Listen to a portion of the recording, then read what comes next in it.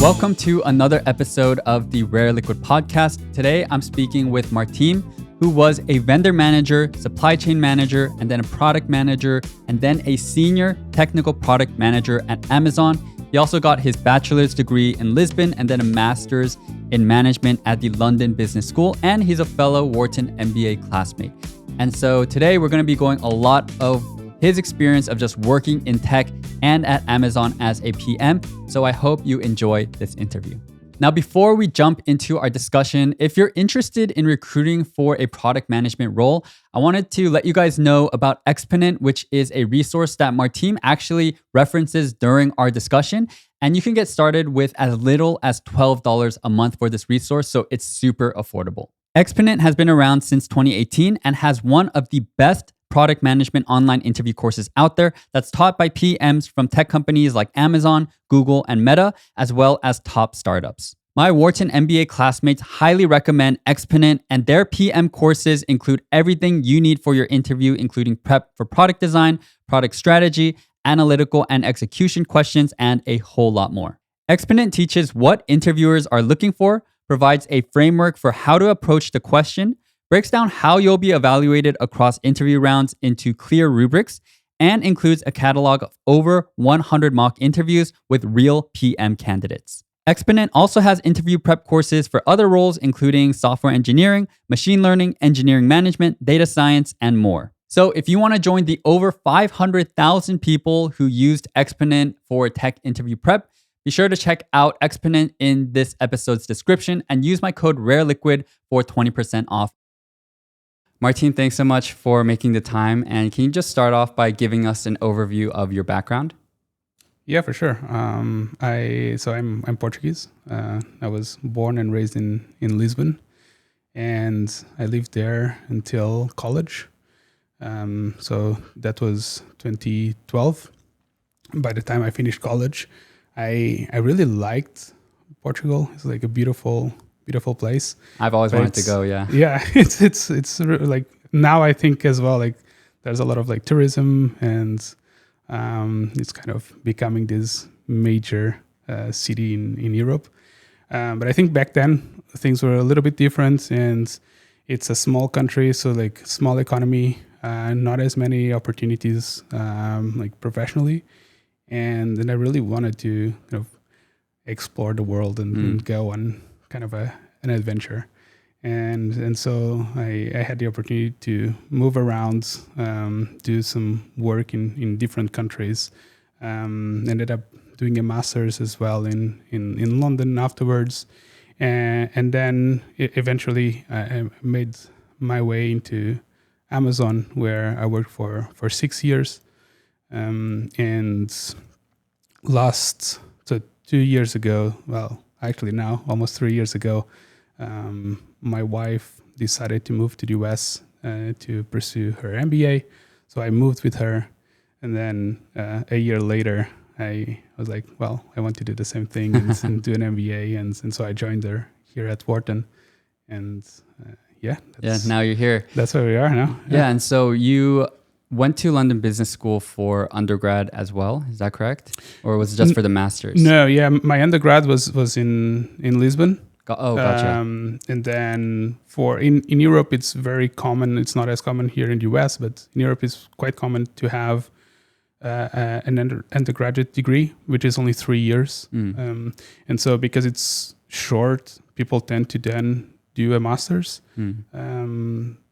The difference is that some people will go straight to a master's. I decided to have some work experience a little bit before doing the master's, but yeah. Gotcha. And I mean, well, the reason I ask is because a lot of people, I think, want to go to London Business School. And so how was your experience there? And I feel like from what I've read about it, it's a very international experience where people are coming from all over the world. Is that kind of your experience as well?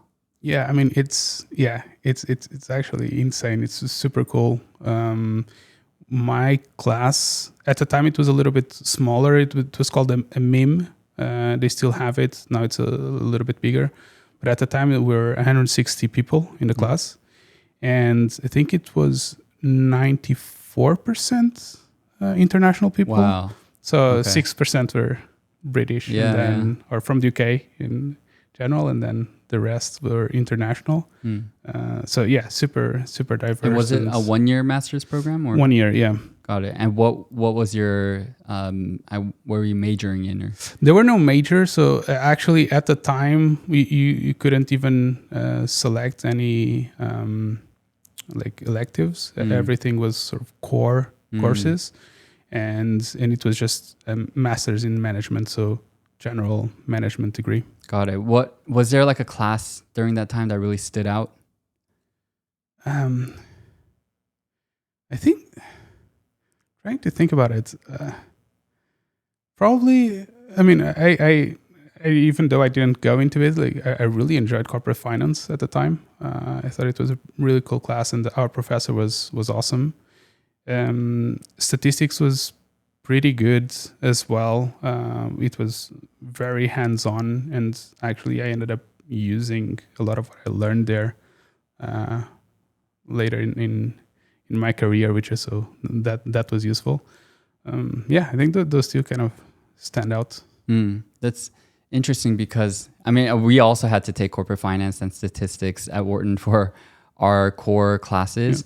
I don't know, when you compare the two, do you feel like how would you compare the two in terms of how they're taught and what you learned? Maybe because you were learning a second time at Wharton, I don't know, may not have been as interesting, or was it? Yeah, I think you kind of forget a lot. That's true. in 8 years or 9 years since I did the masters. So I think it was still useful to do it again here. Definitely, it was much faster to pick up the concepts because I already had the background. So it was a good refresher. Yeah. In terms of whether they were different or not, I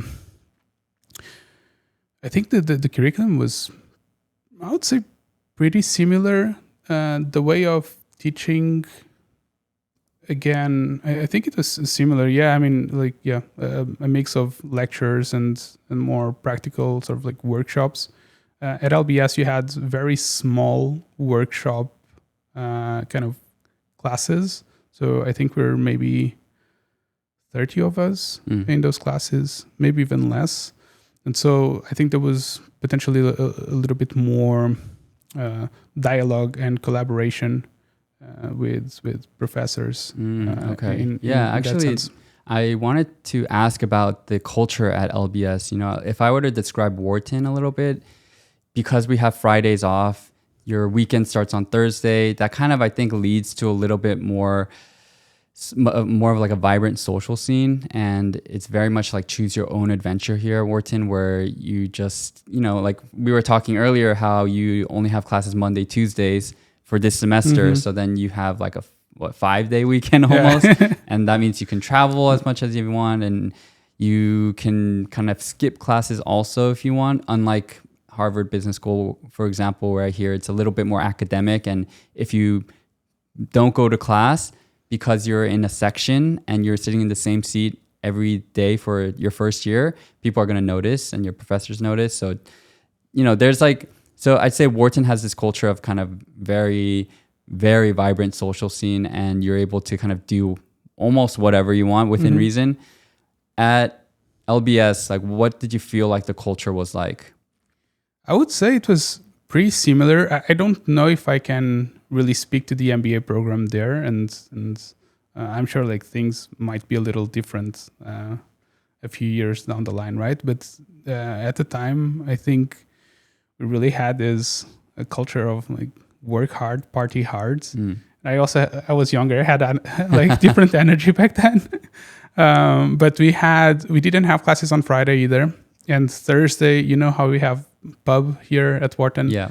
We had a similar thing called Sundowners. And back then, and I know it's actually a little bit different now, it's only for students now. Back then, you were allowed to invite anyone that you wanted, because it was seen as a networking event. And this was all like paid for by the school or sponsors that we as students would find to sponsor the event.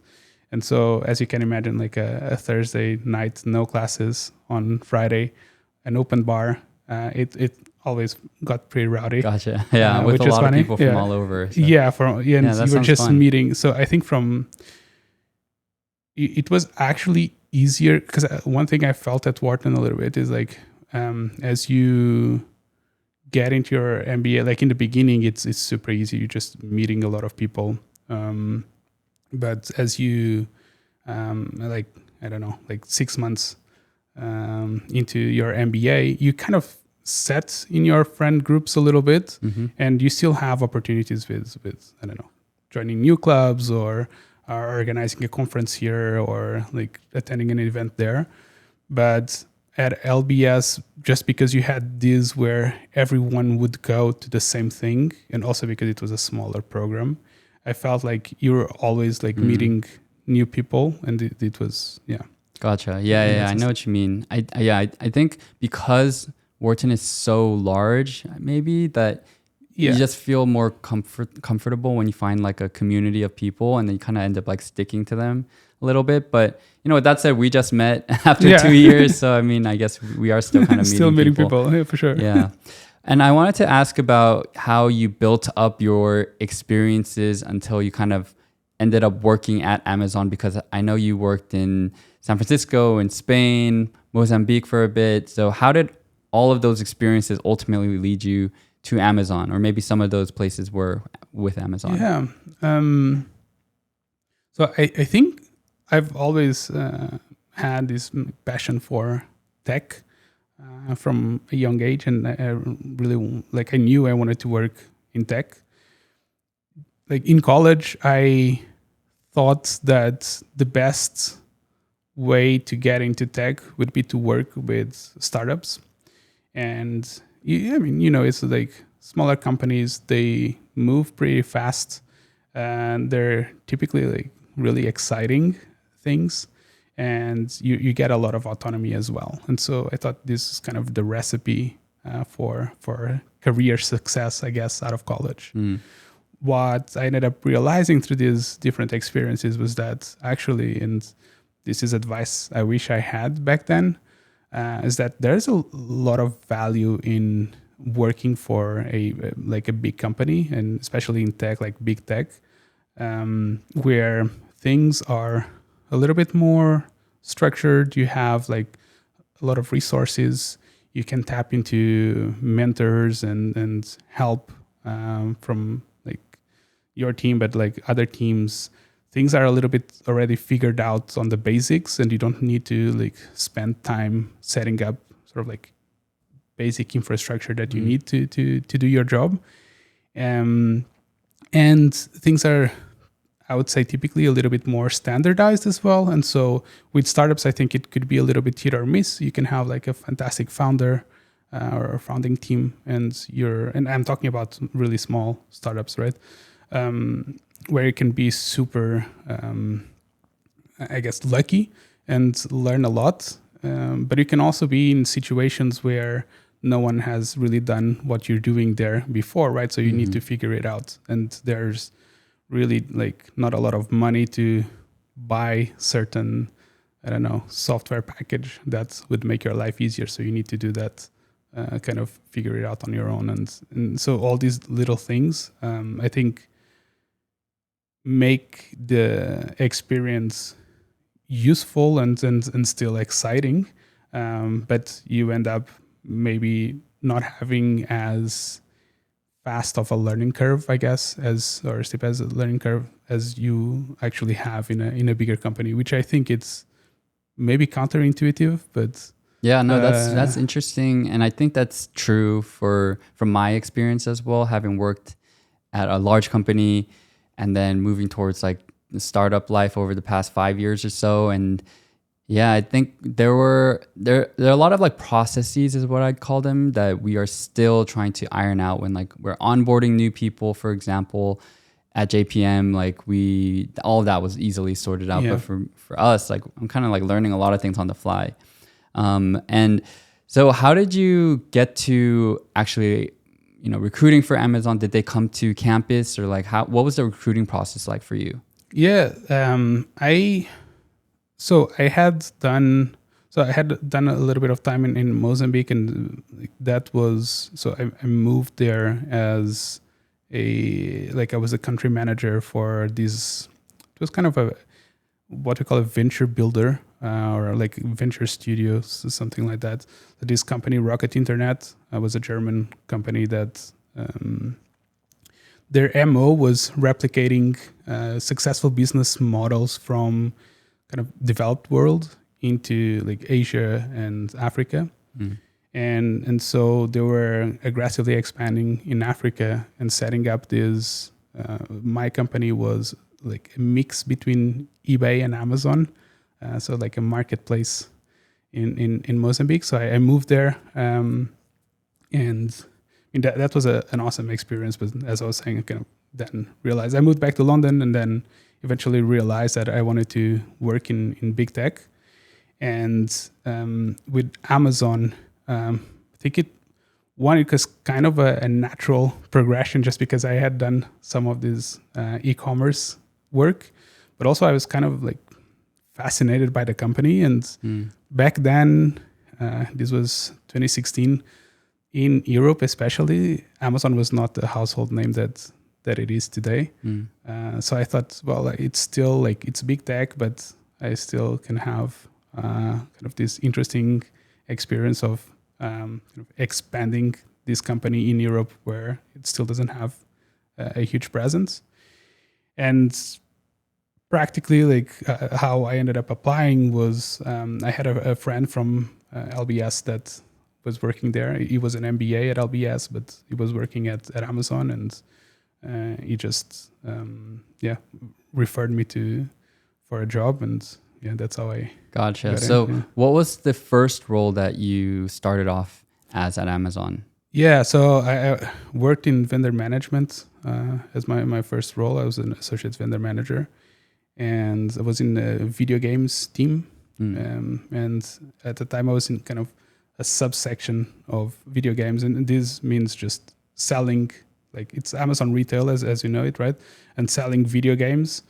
And I was in a smaller like sub team that was setting up what we call digital video games. So like giving customers the ability to like do a direct download from Amazon, or get a code to download to their consoles or to their laptops, for example. Video games.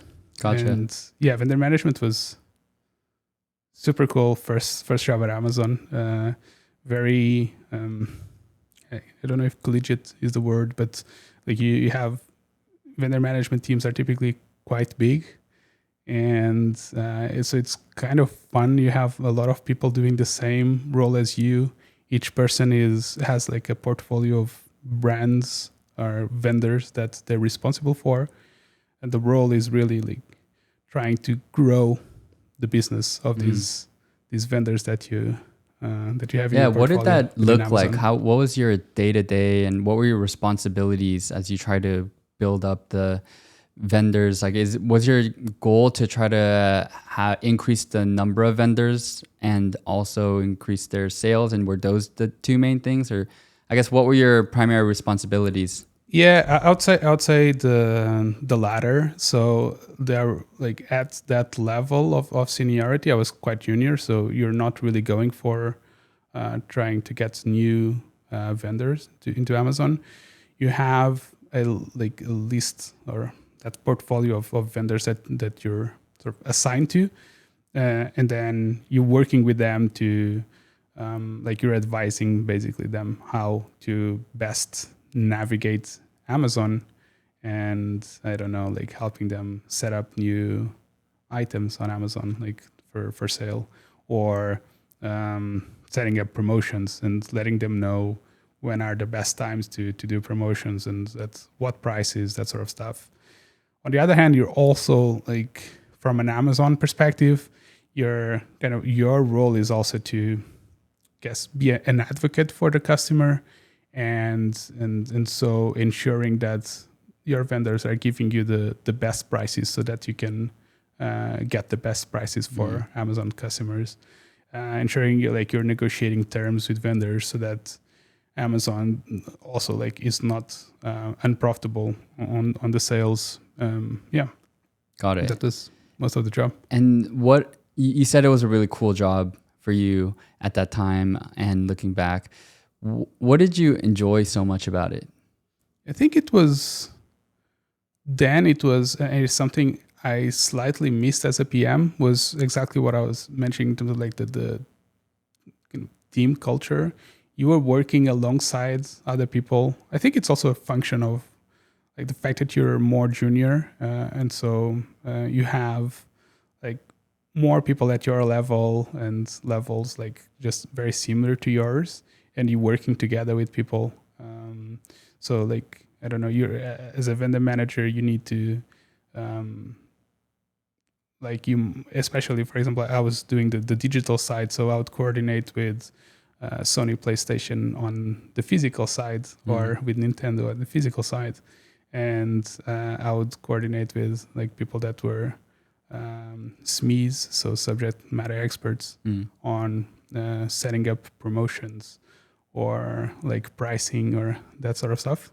And so it was a very collaborative so it sounds role. like a pretty good culture in the office or in group you were in. Yeah. And so then your next role was your PM role, or was there one other one in between before PM? Yeah, before PM, I did still, so I did 1 year of vendor management and then 2 years as a supply chain manager. So that was an interesting role. I didn't enjoy the culture as much there, so I think I have a little bit like mixed feelings. What made you switch in the first place? If you enjoyed your first role? I think so. I wanted to get more responsibility, and I think the project that I was specifically recruited for in supply chain was exactly that. So I had the opportunity to own supply chain for a new business that Amazon was setting up in the UK, which was called Treasure Truck. It was kind of a funny Treasure Truck. Okay. Yeah, it was a funny business. Like so Amazon has the concept of a deal of a day, which is like these like major deals that they run the whole day, and they get a lot of visibility in the platform, and they're like hero deals. They're supposed to be like pretty good, and we like in Amazon decided to set up something similar, but with a physical experience. So you'd have this truck that would go around like major towns, cities in like US, and then in London. I launched it in London, and then across the country. It's kind of like an ice cream truck coming around. Like exactly, like that's a very good way to put it. Goods, yeah, interesting. Okay. And then they would just carry one single deal item per day. And the idea was really to put a smile in customers' faces. So it was almost, I would say, like non-Amazonian. It was a little quirky, and people had a different culture in that team. I was the supply chain kind of representative. And so like, but it was again the opportunity of having the resources and the financial backing of a big company, but launching something new and working on building something from scratch, which something that I always enjoyed. Yeah. And you said that you didn't enjoy this group, I guess, as much. What was the reason for that? Yeah. So I think this is something I can go a little bit more into in terms of like Amazon culture, but I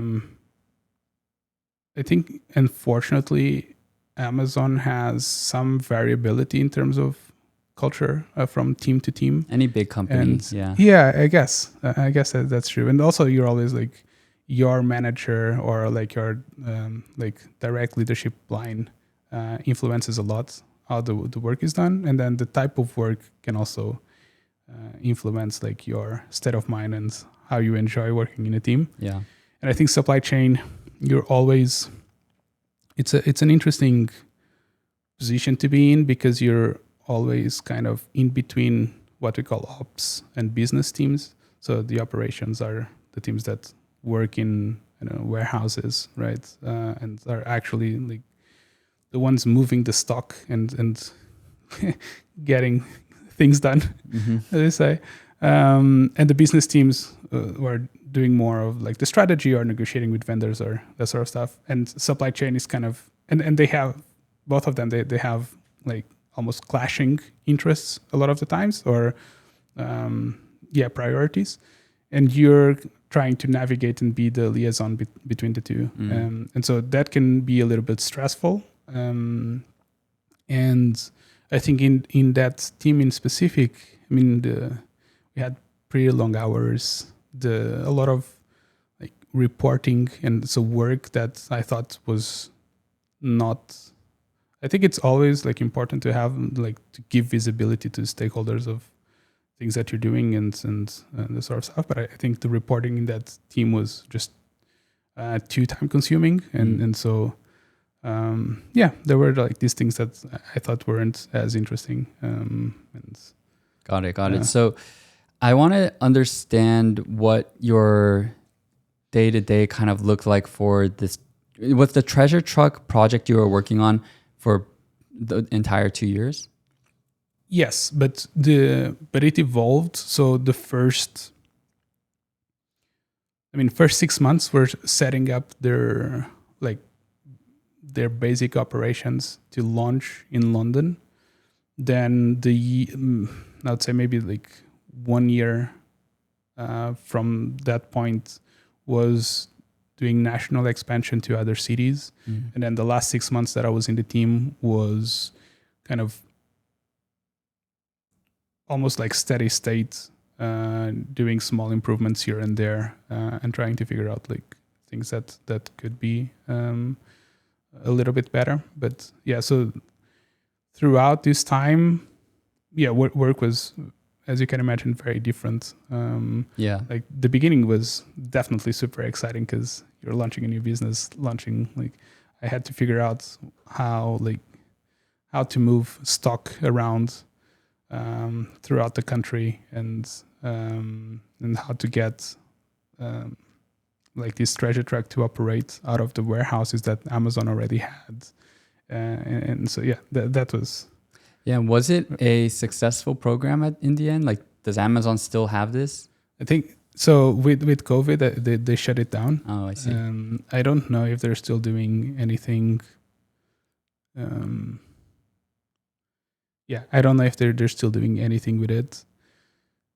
Just before COVID, I wasn't working there anymore, but I think they were trying to reinvent the business model a little bit, because I think we were, we overestimated how much people would be willing to physically travel to go pick up something from this treasure truck. Yeah, makes sense.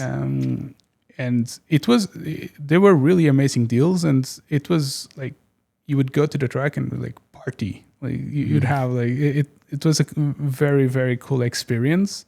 But imagine you're working during the day and you get the notification that the truck is going to be, I don't know, like half a mile from you in an hour. And I don't know, you don't always have time to take, 30 minutes out of your day to go. Yeah, that makes sense, especially if you can just order something and exactly, and maybe miss out on some of the fun and part of the discount. But yeah, interesting. Yeah. And so that actually makes me wonder about Amazon's culture a little bit, because this does, as you say, sound like a small startup within this large company. And so you mentioned a little bit how you could touch upon Amazon's culture.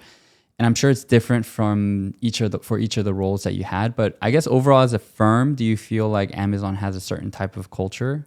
Yeah. And I think in general, I've had a really good experience. I think we used to say we were peculiar at Amazon. And so we had all these peculiarities or these artifacts that I think made it a little bit different. That worked. I mean, there's so many examples, but the most common one that people are familiar with is the fact that at Amazon you don't really do presentations, and you write these memo style docs about pretty much everything. You do, as a PM, for example, you write PR FAQs, which is like these documents that is supposed to announce a PR press release, announce the launch of your product and have all the FAQs about that product. That kind of gets you thinking about what you need to do and like how the experience will be once it's done, which is an interesting thing.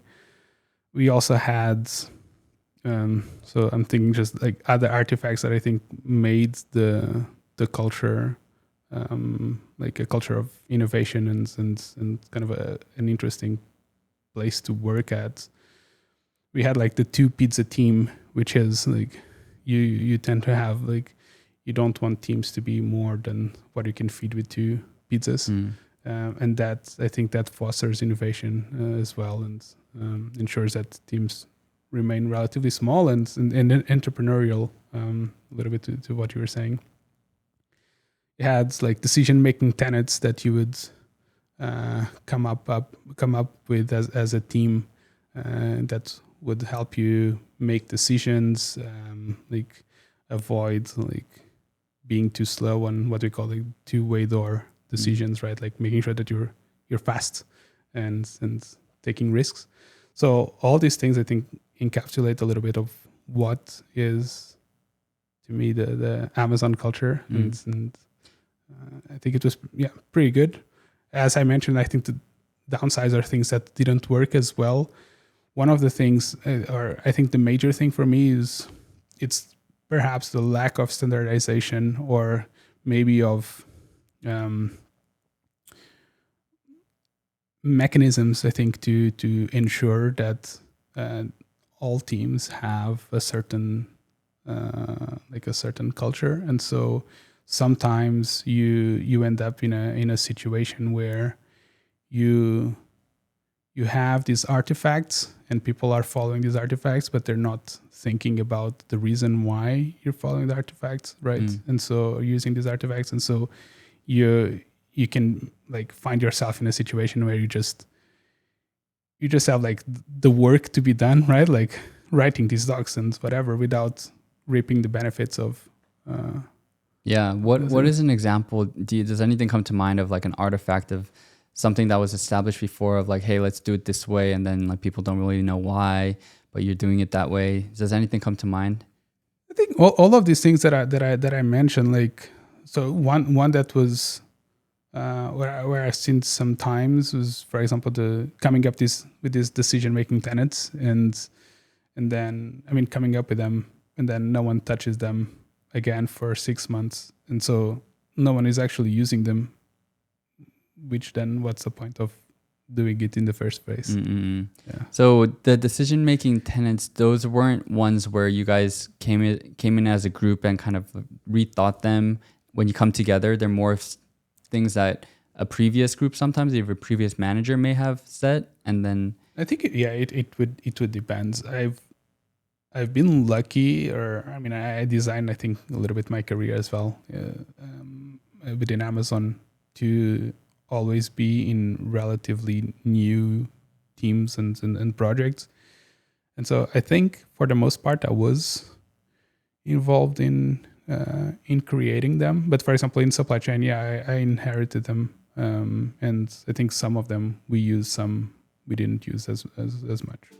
Now, if you're interested in getting an MBA just like Martin, I recently announced a How to Get Into MBA course called liquidMBA. The course provides access for all aspects of the MBA application process, access to a library of admitted essays, of which there are 10 per school, and super detailed school-specific advice covering things like student life, academics, clubs, resources, leadership opportunities, essays, and even 30 secrets for each MBA program. We have a 24-hour free trial, so you can check out the course for free, and also a no-risk money-back guarantee if you don't get into at least one MBA program. We also provide lifetime access to our Discord community, where you can connect with peers and get additional support from me and my team. Admissions consultants often charge $400 to $700 per hour, which is crazy to me.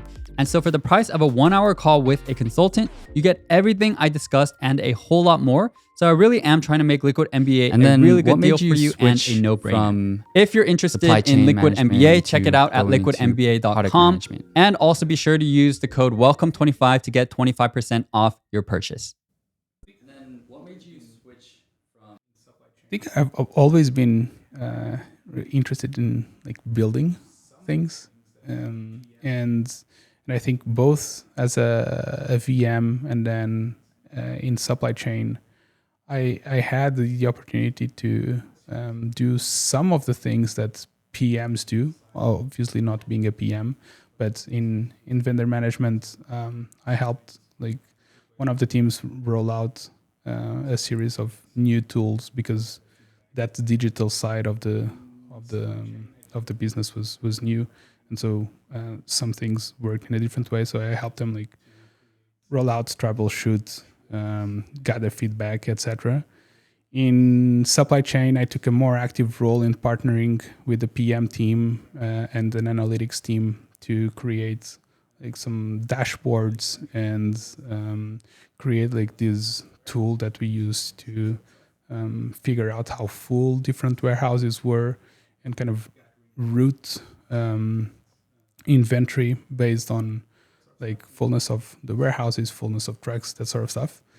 And I was at that point, and my goal was to become a PM, and so that's. Oh, okay. Starting when? Like when you first joined Amazon, you're like, let me try to get there, or was it after? No, I think it was 1 or 2 years? I think after maybe a year, year and a half. I don't know. When I was already in supply chain, I realized that would probably be my next step. So when you are trying, because a lot of people want to work in product management or in that role, and I'm sure there's like a lot of people trying to vie for it. When you are trying to transition from supply chain into product management at Amazon, what was the process like? Do you just kind of look at the job board and see like what positions are open, and then you just internally apply, or like, and is your boss usually okay with it? Like, what is it like trying to transition into PM? Yeah. I mean, generally, I would say mobility at Amazon is incredible. Your manager is honestly like incentivized to help you progress in your career, whether there is in your team or in a different team, and so your manager is often very much in the loop and helping you out, identifying roles that might be a good fit for your skills, or putting you in touch with people so that you learn more about other roles, or even then to apply. And so I would say, like in general, that's like there's a very healthy like support that you get from your managers to do that. For product management in specific, I mean, like how I did the transition, I think, I knew I wanted to do it. So like I started like working on these projects that I knew would help me build some of the skills. And then I networked my way into a PM role in fashion. And like when something opens, I just applied for the role, interviewed, and ended up getting it. Got it. So how many interviews, like when you're going into a new role, when you're doing it through mobility internally, how many interviews until you get the position? It can be so variable internally. Like I think it's very standardized, or fairly for outside applicants, but internally, I've had very different experiences. For the PM, the first PM role, I think I had maybe 4 interviews. These things we called a loop, which is, I mean, for external candidates is sort of a super day kind of thing where you just go there and you have 4 or 5 interviews, different people. But you guys call it a loop? We call it a loop. Okay, yeah, interesting. An interview loop. I actually don't know if we call it an interview loop externally. Internally, that's what do you call? I see. Where was I? Go ahead. What were you asked in these interviews? A lot of it is behavioral. questions. So yeah, we can go a little bit into detail of like what the recruitment process at Amazon looks like, and I think potentially for your viewers, like external interview process might be a little bit more useful. But so you have two major types of interviews, and sometimes within the same interview you'll have both. You'll have like a question on one type and a question on the other. So the main one is behavioral, and it's based on the Amazon leadership principles, which is I don't know, again, part of the, I didn't mention this, it's like part of the culture. Within Amazon, there's these leadership principles, which are, how do you describe them even? I don't think I've ever had to describe leadership principles, but like things that people are expected to do, or that we think that you will be successful if you do it that way. And that is baked into pretty much everything at Amazon, like your progression, like promotions, you're assessed based on how you've done on like leadership principles, yearly reviews as well. And so for recruitment is the same. So there's many, I think like 14. They added a couple, I think, or three, like 2 or 3 years ago. But you have like, I don't know, bias for action is one of them, or insist on the highest standards is another one. So like there's all these. So they ask you questions about like, when have you shown like this kind of principle or something like that? Exactly. Okay. And sometimes it's not as direct as that, whenever you've shown this principle, but yeah, tell me about a time that you, I don't know, you had to deal with an angry customer, for example, and that might be testing you on customer obsession, which is another leadership principle. Yeah, I see. And so that's, I think that's the main component. And again, a little bit of advice for your listeners. Like, people sometimes tend to think that this is not as important, but this is the most important part of the interviews. It's the leadership principle. So make sure to have like detailed stories. Go on Glassdoor and look for what sort of questions are asked, because they can be asked in ways that are maybe not as evident. But yeah, I have like lots of details. I have like think through like what things could you have done differently in those examples, what were your learnings, that sort of stuff. And then we typically use like a sort of star format, right, with which helps organize your answer. So that's part of the interview. The other part is, it depends a little bit on the role that you're going for, but it's more of a practical or technical part of the interview. So you can have, when I first joined Amazon, I had a few sort of case studies, which were nothing like what I get for consulting, something much easier, simpler, but little exercises to test how you would perform a certain task on the job. So I had one that was like using Excel to like,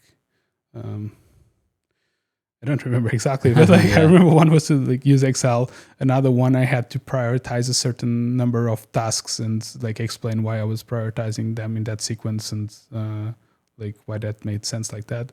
So like small exercises like that.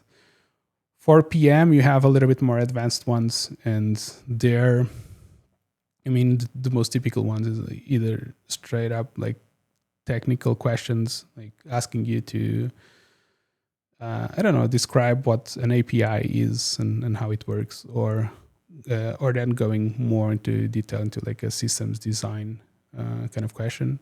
And there I would recommend people, I think like Exponent is a really good platform to prepare for those interviews. I read when I was interviewing I read a lot of blog posts from I Got an Offer was one of them. That's more general PM like concepts that are useful to understand and maybe a good place to start. And then for more technical stuff, Byte Go has good resources as well. I think those are kind of the main ones. Main resources. Main resources. Yeah, I'm sure that'll be super recommend. helpful for people who are trying to recruit for PM. And I wanted to ask about the behaviorals. When you're asked a question like, tell me about a time you had to deal with an angry customer, you give your answer. Do Amazon interviewers probe a lot? As like you say your response and then they ask you like why you made a certain decision, or like, and do they kind of go deeper and deeper and deeper? Because I know some firms do that. Or is it more, I don't know, not as deep as you might think? Like, how is it? I don't know if every like interviewer is calibrated. Like if the interviews are calibrated, they should. But I think I've experienced a little bit of a range. You should be prepared to answer follow-up questions for sure. And so what I was saying, like a typical thing that I would ask is like question like, what have you learned from it, or what would you have done differently? And that was often something that people would take them a little bit of time to think through it. But I think it's a good, it's a good exercise to see if you're self-critical and if you can reflect on things that you can improve. So I think in general, yes, you'll get some follow-up questions, but it's not. I mean, it's not supposed to be a grilling, or it's kind of almost. It can be very much a conversation sometimes, and that's a good thing. What were the times where you would hear answers to behavioral questions, and what were the characteristics of a really, really good answer? Oh, that's a very good question. I think we were looking for content over like form. So I wasn't necessarily too bothered especially if someone wasn't as senior. I wasn't too bothered if they didn't give me a response in like a star format, for example. I mean, it should be relatively I don't know. It should have you should be able to follow the story and make sense of it. But if the person is not, I don't know, being super regimented about how they're telling the story, that's not a problem. I think that the best answers were answers that had detail and that showed that the person had put some thought into it. And just thinking if there's anything else. I don't think it's specifically good advice. It's just maybe a lot of self-awareness and I think deep so. reflection on what they went through. Maybe it's kind of what it sounds like. And answering the question as well, because sometimes what we would get is you ask a question and the candidate has thought about something that is tangential, and they start talking about that, and then you kind of guide them back to trying to get to an answer that demonstrates the certain skill or behavior that you're trying to assess. But sometimes they would veer, of course, and so, for example, that's an example of something that you shouldn't do. Right. Got it. And kind of moving more towards now your role as a product manager. Did you enjoy the role when you made that transition? I absolutely loved it. Yeah. Oh, can you tell me why? Yeah, both roles. So I was a product manager for 3 years. 2 of them or close to 2 in London before I moved then to the US. And there I was what we call a retail product manager. And then in the US, I was a PMT, so like a technical product manager. And the roles are, to be honest, more similar than not. It's just, it has to do usually with the complexity of the technical complexity of the product that you're working with.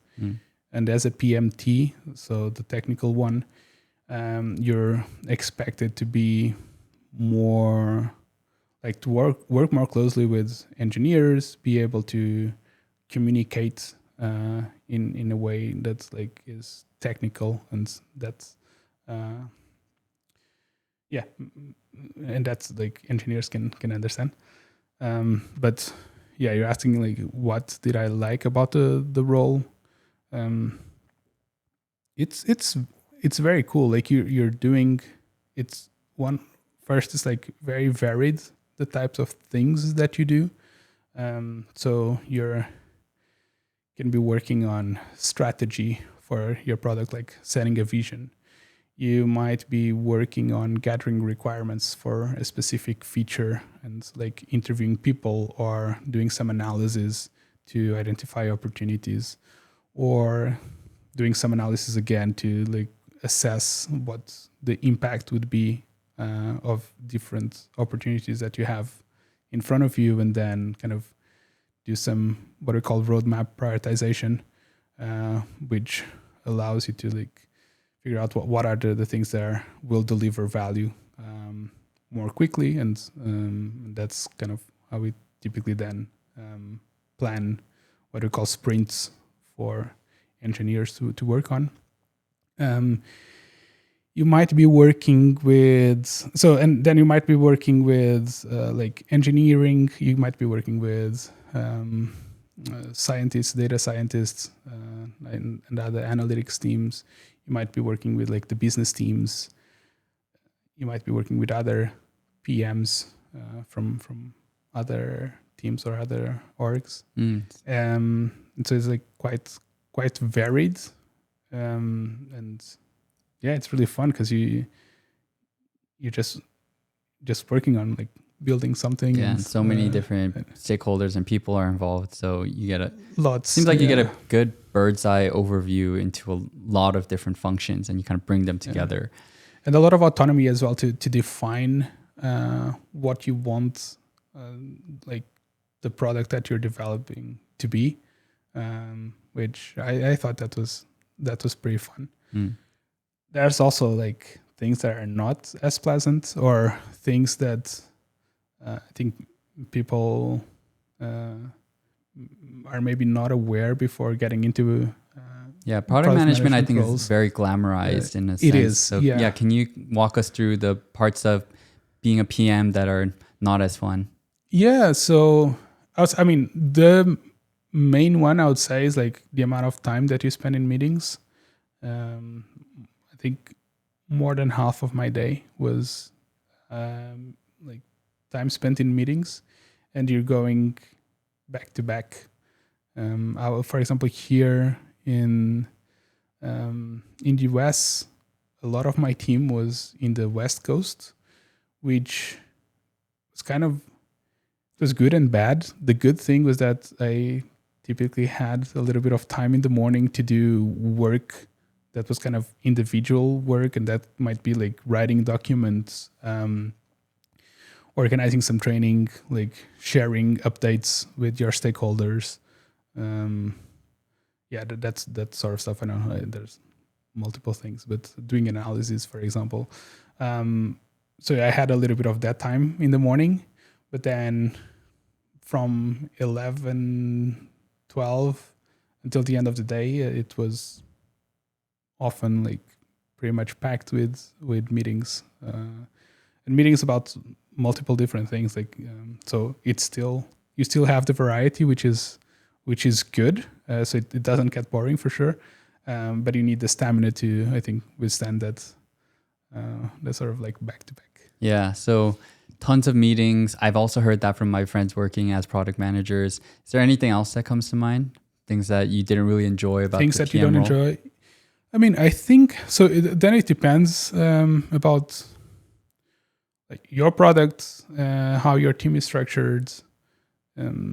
For example, in London, in that the work that I did with like the fashion team, and it was also a little bit different because, as I mentioned, I was a retail PM, so I didn't have a team of engineers directly like working like, I don't like to say for me because they don't necessarily work for me, but like with whom like I'm or for whom I determine kind of the roadmap and what they work on.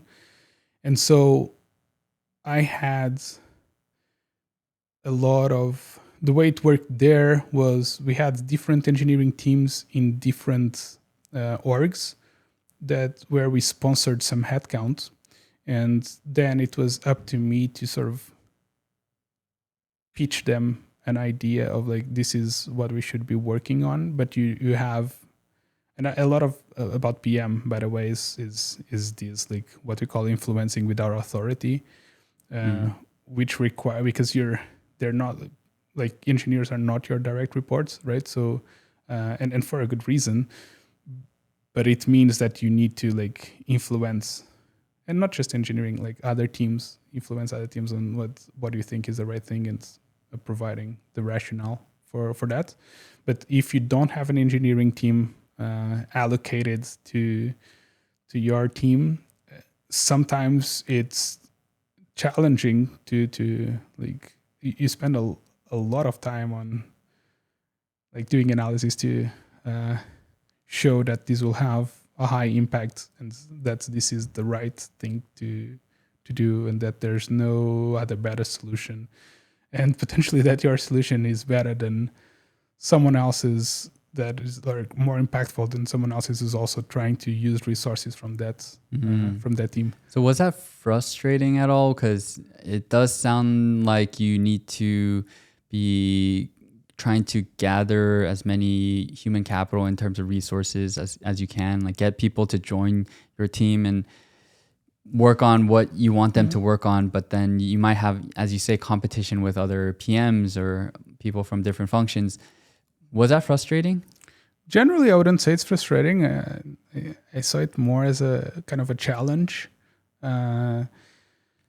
Is it necessarily fun? No. But I think it's, I guess it's part of the job. And at the end of the day, it is right, because you're making sure that Amazon as a company, or like wherever you work, like you're working on the best bang for your buck, right? Like, or the things that if they're not the best bang for your buck, they're like incredibly strategic and will be super important for your team's success or your product's success. And when you were working in PM, what can you walk us through, as you mentioned, like all these stakeholders and all these things you were doing, like one of the projects that you worked on, just to give people like a sense of like, okay, so from start, I'm setting the roadmap in this way, and then I'm meeting a bunch of people to try to like gather resources, but with like a specific project. I think that by using a specific project and using some details, I think that could really bring a lot of what you did to light. I'll give you an answer. First of all, I was just going to say I was thinking about it, and it's interesting that I don't know if people have, I didn't have this like awareness before becoming a PM. If you're staying in a team for a year, 2 years, this makes total sense, but it's just not something that I think we tend to think about in advance. You're kind of like, when you join the team, you're inheriting some projects that were already in flight. You'll then work on your own things, and then you will start work on certain other projects that then you need to hand off because you're moving to a different team. And at any given time, you're probably working on multiple products, multiple features, projects, etc. But it's actually not so common that you see, it is for smaller features, but for a whole product, I would say it's very uncommon that you see it from beginning to setting the vision and a very high level roadmap for 3 or 5 years, to then seeing it through to development and deployment. So I think that's kind of the caveat to your question. And I've worked in really interesting projects that I've just done part of this. And I think also the more impactful and the more interesting projects, they will tend to take a longer time. And so you're more likely to actually just do a smaller part. Now to answer your question, like an example of something that I worked for from beginning to end in fashion in Europe. So my role, so there were two PMs working on buying, and buying is like procurement of inventory. And I was one of them, and I was doing what we call seasonal buying, which were sort of pre-orders of specific seasonal, I don't know, spring, summer, or autumn, winter, as we call it in UK, fall, winter here, I guess, stock for that specific season, which we order from vendors 6 months in advance, sometimes even longer. And the just-in-time ordering, which was the other PM, and that's very much similar to like other places at Amazon, like, I don't know, consumables and what are called hard lines.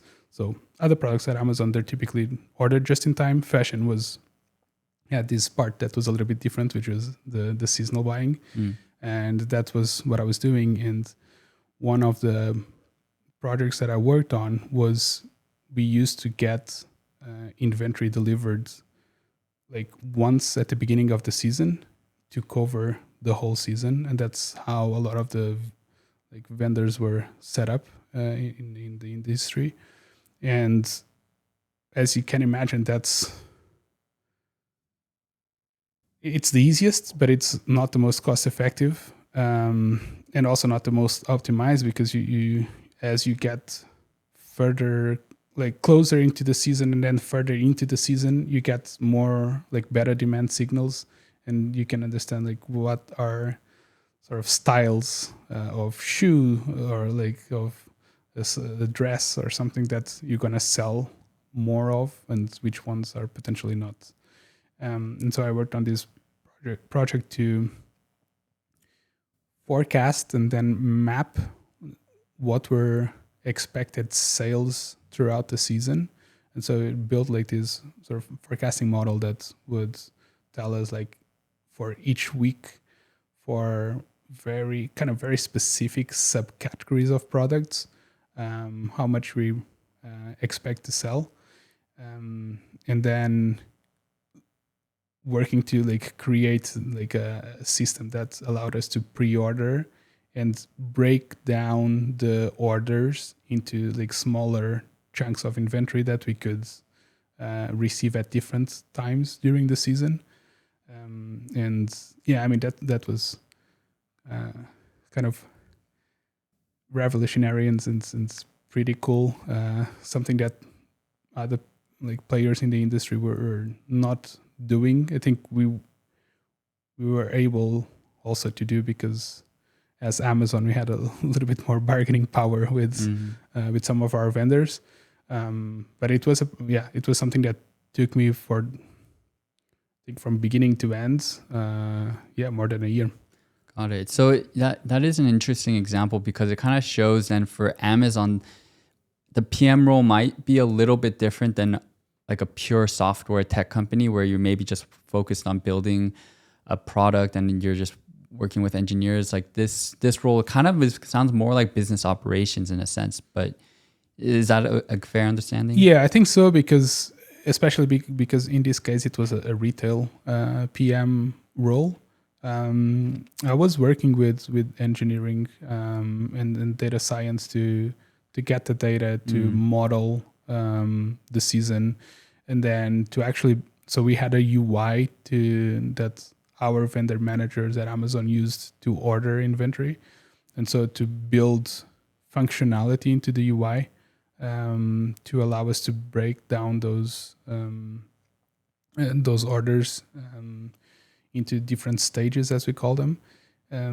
But yeah, a lot of the work was almost, I would say, outside of that area of development as a retail PM. So a lot more upstream, which I mean, you also do as a PMT, but upstream, like trying to identify the opportunities and figuring out like what would be the best solution. And then downstream, and that's what I would say sometimes as a PMT, you don't have as much of that part, which is after the deployment. Often you'll do some training, but then you kind of, if anything, you're monitoring, like you build some telemetry into your product, and you're monitoring and seeing if there's other opportunities or something like that.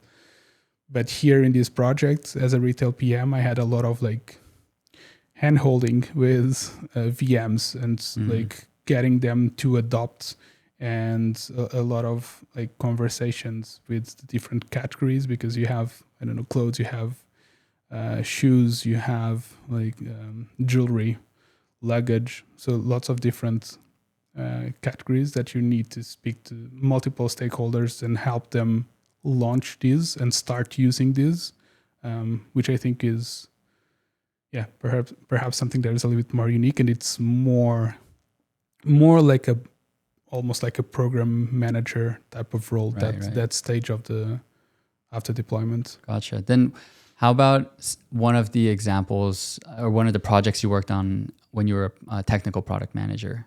Yeah, I think maybe the most, thinking what would be the most different that I can talk about. I can give you like two. One of them was relatively small, and I worked almost from beginning to end. So not upstream necessarily on the. Actually, I worked on the vision as well. But yeah, so this was a thing for like to do automation, like pricing automation, and a very specific thing was we had. It was kind of a stopgap solution to until we had fully automated pricing for all our inventory, and we had like different models that would do that. But there were always, until we had that, there were always sort of items that had either like the wrong price that we needed to correct, or where we like wanted to keep the price at a certain level for some business specific reason. And when I had started in the team, the only way that we had to do that was kind of item by item. And so I worked with my engineering team to develop a UI that allowed you to do that in bulk.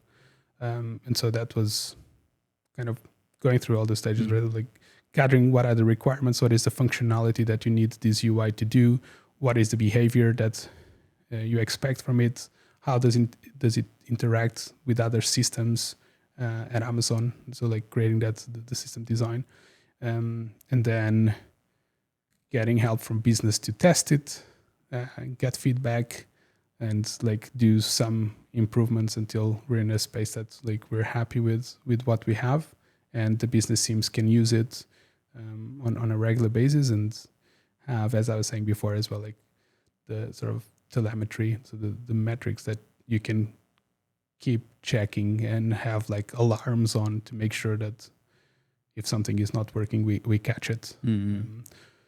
Yeah, I think that was relatively small functionality, but interesting in that I oversaw the whole development and had like a UI component as well. Something, for example, I didn't get then to productionalize, but it was a pretty cool project. Was I partnered with our data science team to create this machine learning model to identify relationships between different items. So like, let's say that these are items that we didn't have like good price signals for. So let's say that you're, I don't know, selling cabbage in New York, and this is like a standard cabbage, and like you don't have any other price signals that are good enough for you to price this. So for example, you don't know what competitors are pricing a similar cabbage, but you know that, or like the machine learning model would identify relationships between this item and other items that were pretty stable. So for example, it would automatically figure out that there was typically a relationship between a standard cabbage and an organic cabbage, or a cabbage and a pack of 2 cabbages, or like a cabbage in New York and a cabbage in LA, right? And identifying these relationships would be able to then price that cabbage like better in New York. And so that was a super cool project. I worked with data science to create the model. And then by the time I left to get to the MBA was when we were starting to work on the productionalization of the actual thing, and then and get it to like have a UI that you could control it and that sort of stuff. So you've had a lot of experience working over across 3 years as a product manager across like various different projects. And so I wanted to ask you, what do you feel like makes for a really good product manager? Yeah, it's a lot of like, I think, I don't know if they're unique skills to product management, but it's a combination of like skills. I think I touched upon some of them, but like I'd say one is like being able to influence others, and without authority, as we say, right? Having stamina for all the meetings, all the meetings that you get. Being able to relate sort of non-technical requirements to technical folks and vice versa, and being able to be this liaison between the two. I think being very organized, and like, I think the worst thing, I don't know if it's the worst thing, but one of the worst things you can do as a product manager is waste engineering time, because that's typically the bottleneck and it's expensive. And so you always have to have the next few things lined up so that like the engineering team always has something to work on. And so that's one thing. Another thing of working with engineering is you really want to very quickly unblock them if they like encounter some issue that they can't resolve, or they need feedback from another team on something like that. And this is your role. So like, I think a good product manager kind of encapsulates all these different little things. I'm sure there's many others. Yeah. And also it's like, it also changes as you grow more senior. Like my last role was already a little bit more strategic, and even though I gave you the examples of what I think are kind of the typical PM thing, a lot of my role was also like working with different stakeholders and thinking like longer term, like how does what we're doing fit into the objectives of like the broader organization, or like things that different teams are doing. How will those things 1 or 2 years down the line impact us, and how can we get ahead and like think through like how to adapt our systems, for example, to allow for that growth and allow for those changes from different teams.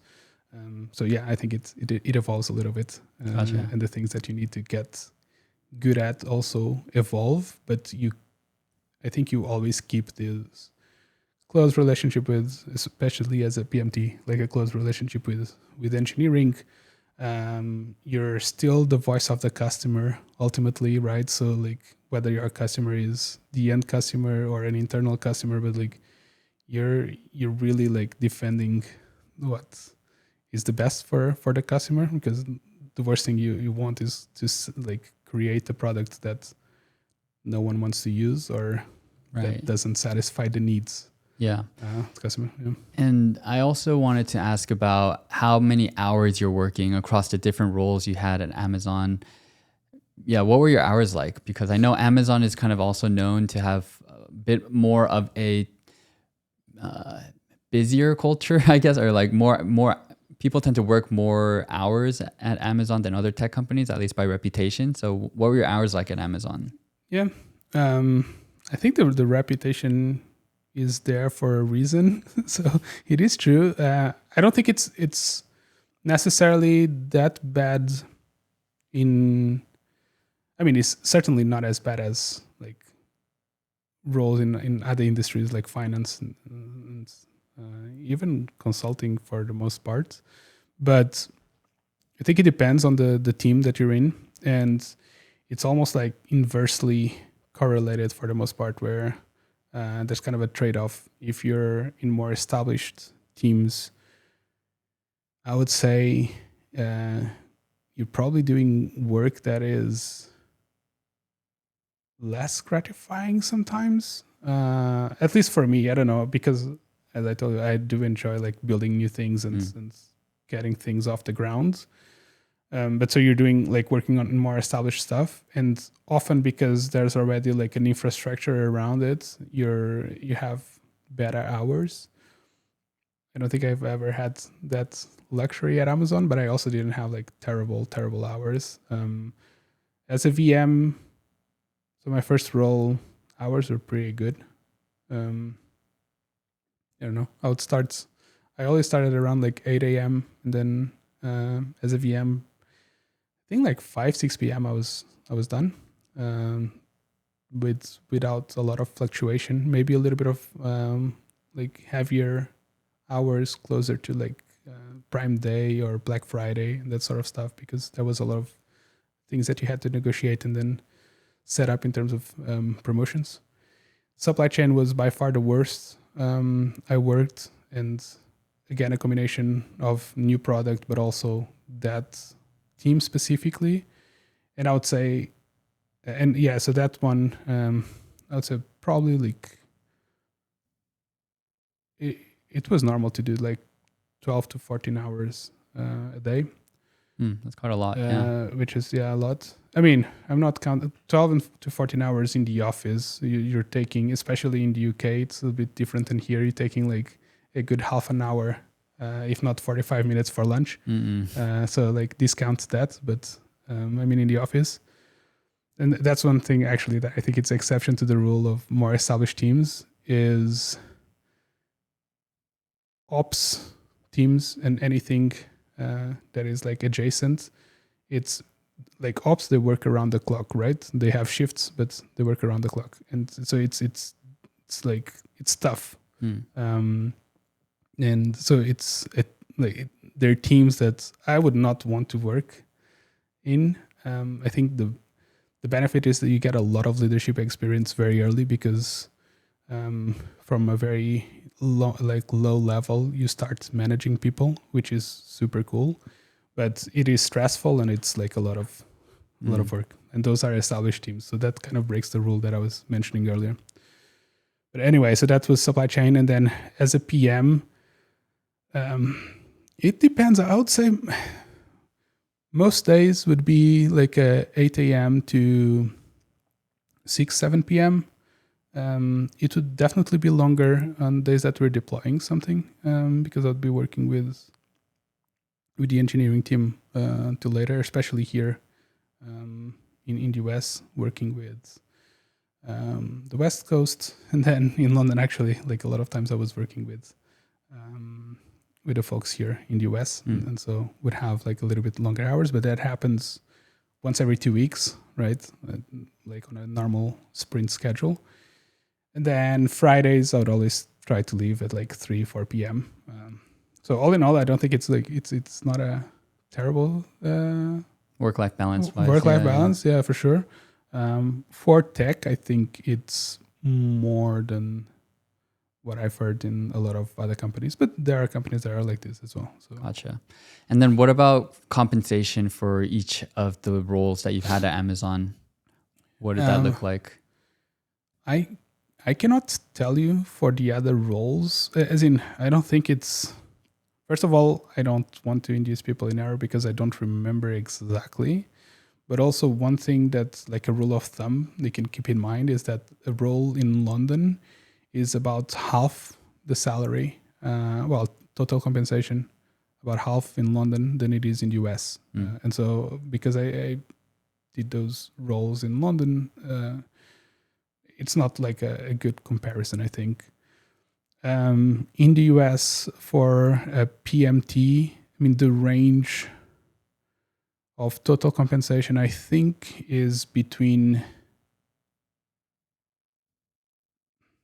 I want to say like 230 to 40 to 330, 340, something like that. So like a range of 230,000 to 340,000? Yeah, from 230 to 330 or 340, yes, gotcha. 1,000 per year. And again, I guess then within that range, the difference is the highest paid are usually industry hires. So if Amazon hires someone like a PM from Google, they will often come at that higher range. Sometimes, but it's kind of overlapping, but often people that have a competing offer, and so they tell Amazon. And so this is also like advice that I give people is try to get a competing offer so that you can get a better offer from Amazon.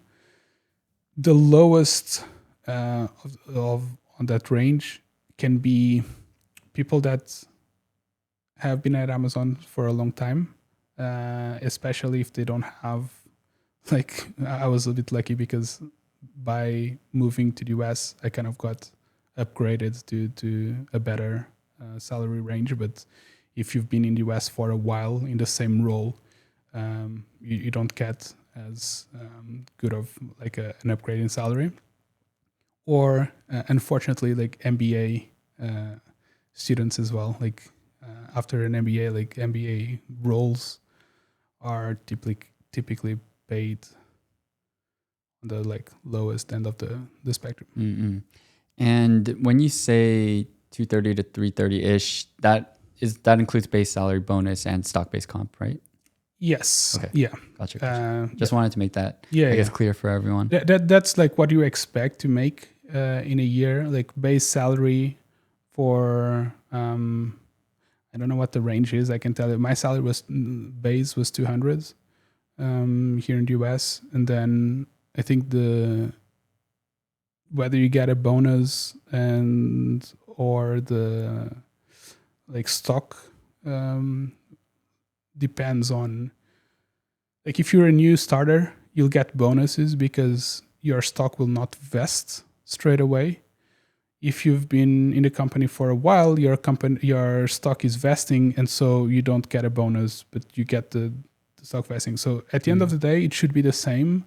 It works the same whether you've been there or like just joined. Yeah, it's just the mechanism through which you receive that sort of bonus. Gotcha. And are you saying that this, for your specific compensation, I guess, is that for 3 years of experience as a PM, or like, you know?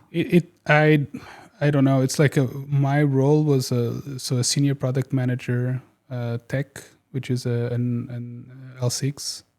Gotcha. Okay. And that's often what you'd get coming out of an MBA, especially a top MBA like Wharton.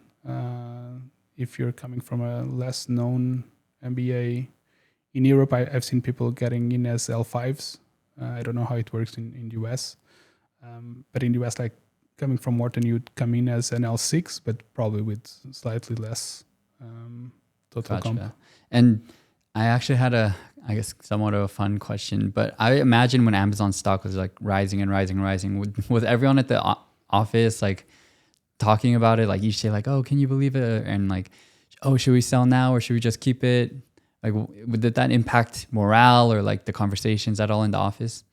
Yeah, I mean, yeah, definitely. And I think, so what I'm telling you about total comp is what is your expected total comp at the beginning of the year. The good thing is that for most years, like I've had 1 year that was flat. So I got pretty much like what I was expecting to get at the beginning of the year. Every other year, because the stock was increasing, I would get more, right? And so, yeah, I mean, I don't know if you started last year and you got these, I don't know, like in this range, the stock has appreciated over the last year. So actually, maybe you're almost like closer to the 400 in total comp. In total comp.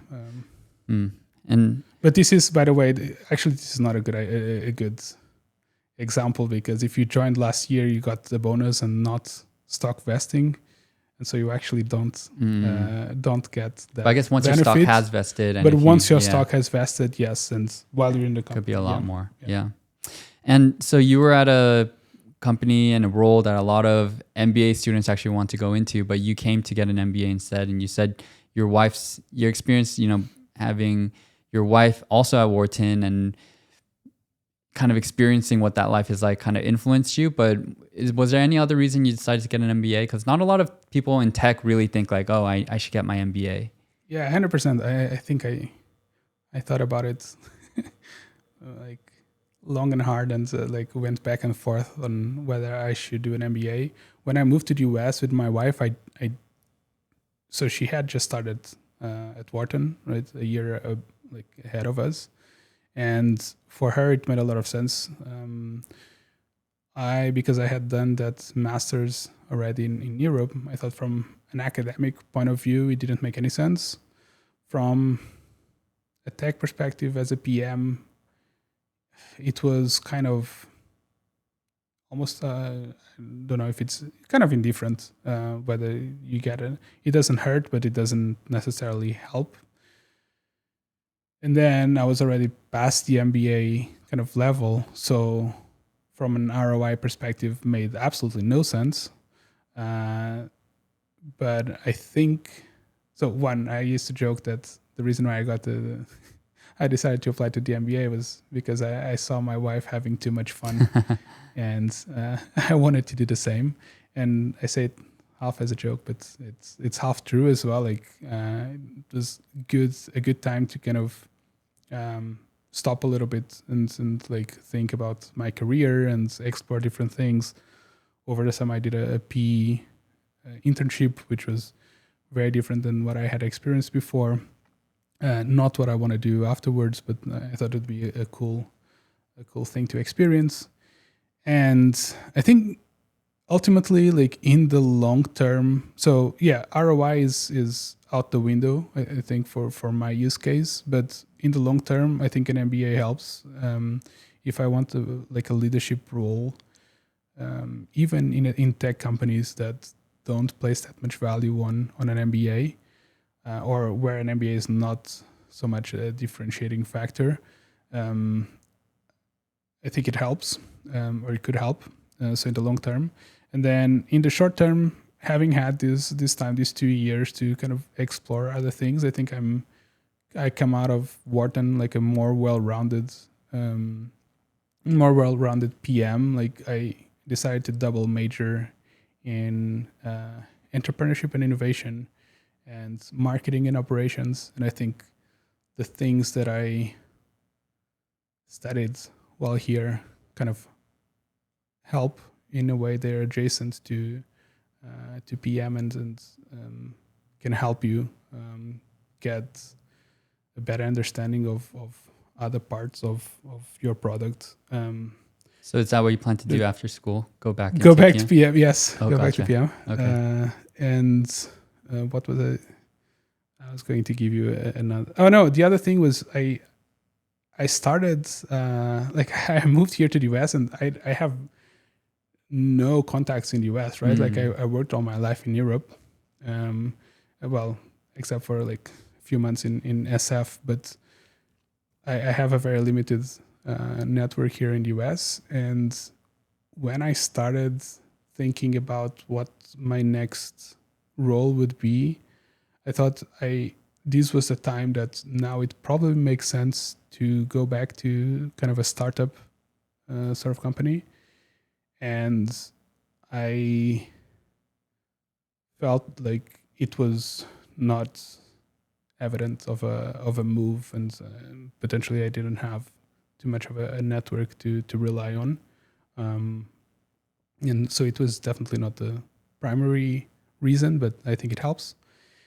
And then I guess like just actually making friends, which is awesome. Yeah, I mean, I definitely also kind of can relate to you there. Like, I'm not getting an MBA for a job per se. It's a lot for the experience and meeting people from all over the world.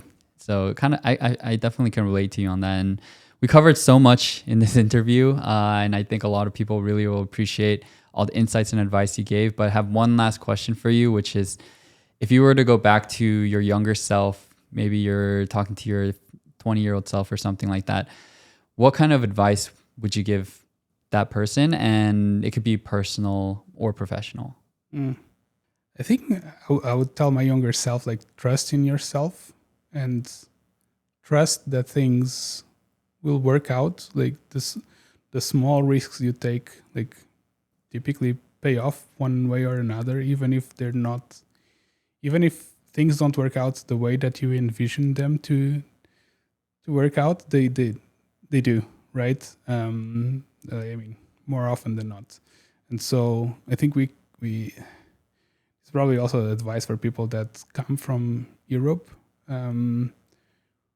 We have slightly different culture and upbringing, where people are told to like be modest and a little bit like, I don't know, like fall in line and like trust the system. And whereas I think in the US it's more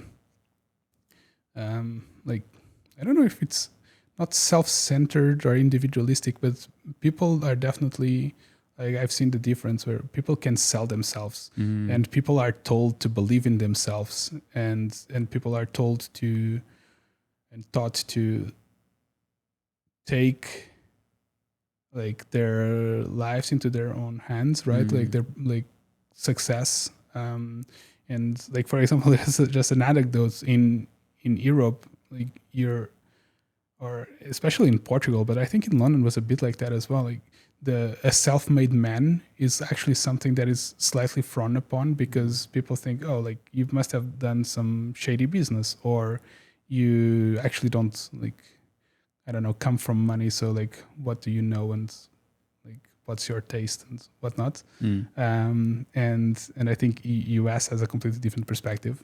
So a lot of people that are born and raised in Europe don't have the same confidence and don't, I think, go for the same opportunities. And I think it's a shame.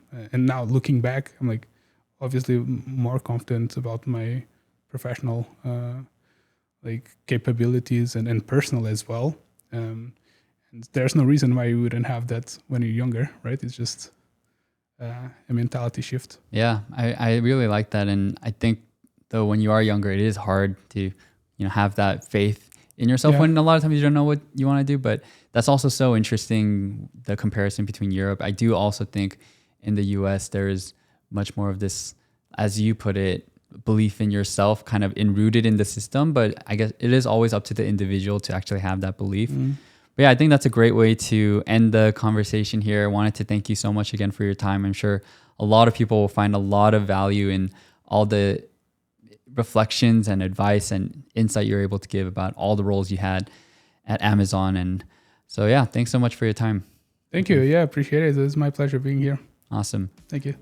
Okay, so that wraps up this episode. Thank you so much, as always, for listening. If you want to support this podcast, please feel free to check out Exponent and use my code RareLiquid to get 20% off of any of the products on Exponent. It's super, super great resource for tech interviews. and something that a lot of my Wharton MBA classmates use as well. And also feel free to check out liquidMBA, which is my how to get into MBA course, and use the code WELCOME25 to get 25% off. That said, thank you guys all so much for tuning in, and hope to catch you all in the next episode. Thanks guys, and peace out.